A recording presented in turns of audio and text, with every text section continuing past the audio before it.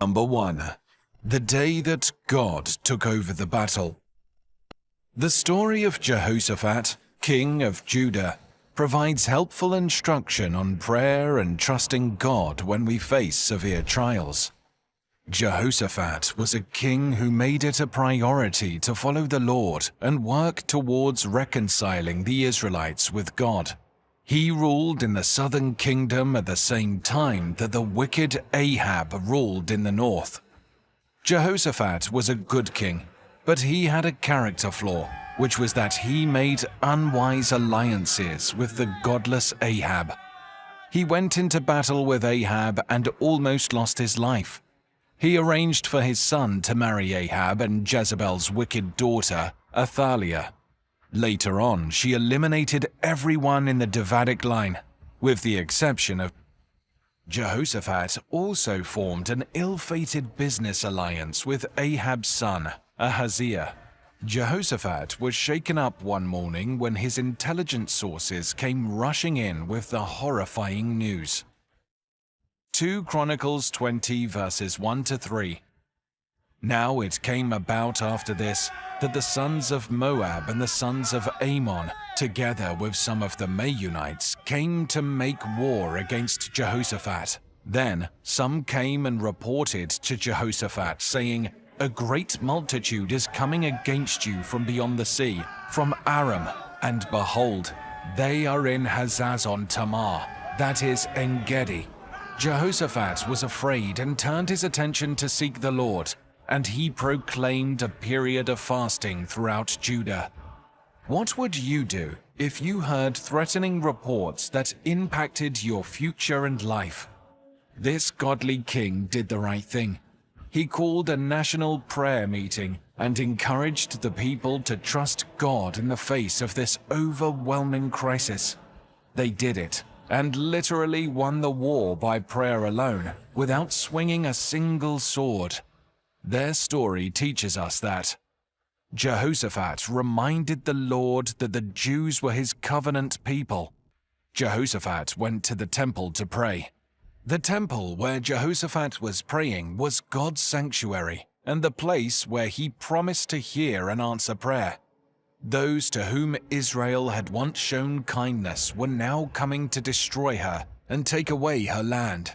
Jehoshaphat closed his passionate appeal and, with all Judah, stood before the Lord awaiting his answer. Then, in the midst of the assembly, the Spirit of the Lord came upon Jahaziel, the son of Zechariah, the son of Benaiah, the son of Jael, the son of Mattaniah, the Levite of the sons of Asaph. And he said, "Listen, all you of Judah and the inhabitants of Jerusalem, and King Jehoshaphat, this is what the Lord says to you. Do not fear or be dismayed because of this great multitude, for the battle is not yours but God's. Tomorrow, go down against them. Behold, they will come up by the ascent of Ziz, and you will find them at the end of the valley in front of the wilderness of Jerul.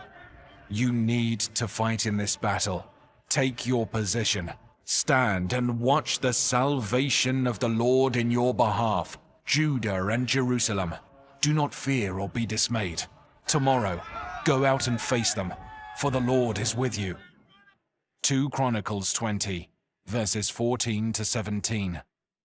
The Spirit of the Lord was expressed through Jahaziel, dispelling the fear that had grabbed the nation. The battle was God's. The people had only to go out the next day and see what he had done. Even before their victory came to pass, the people rejoiced in their victory by faith.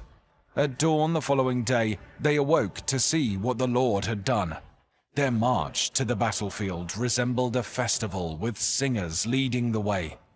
When they began singing and praising, the Lord set ambushes against the sons of Ammon, Moab, and Mount Seir, who had come against Judah, so they were struck down. For the sons of Ammon and Moab rose against the inhabitants of Mount Seir, completely destroying them. And when they had finished with the inhabitants of Seir, they helped to destroy one another. When Judah came to the watchtower of the wilderness, they turned toward the multitude, and behold, they were corpses lying on the ground, and there was no survivor. When Jehoshaphat and his people came to take their spoils, they found much among them, including goods, garments, and valuable things which they took for themselves, more than they could carry. And they were taking the spoils for 3 days because there was so much. Then on the 4th day they assembled in the valley of Barakah, for they blessed the Lord there. Therefore they have named that place the Valley of Barakah until today. Every man of Judah and Jerusalem returned with Jehoshaphat at their head, returning to Jerusalem with joy, for the Lord had helped them to rejoice over their enemies. They came to Jerusalem with harps, lyres, and trumpets to the house of the Lord, and the dread of God was on all the kingdoms of the lands when they heard that the Lord had fought against the enemies of Israel. So the kingdom of Jehoshaphat was at peace, for his God gave him rest on all sides. 2 Chronicles 20, verses 22 to 30. Upon Judah's arrival, the only thing left was collecting the spoil, which took 3 days. Their joy was unbounded as they returned to Jerusalem singing praises to the Lord. The neighboring countries took notice, and Judah enjoyed peace. What an unusual strategy, but it turned out to be the most effective. The enemies ended up fighting themselves, and Jehoshaphat's prophetic word that they would not need to fight in the battle was fulfilled. Jehoshaphat's response was to raise an altar of praise when he encountered enemies greater than him and his nation. Hostile nations, each bigger and stronger than Judah, joined forces to fight. The thought of what could happen to them terrified the king. If the king was terrified, then the citizens felt helpless.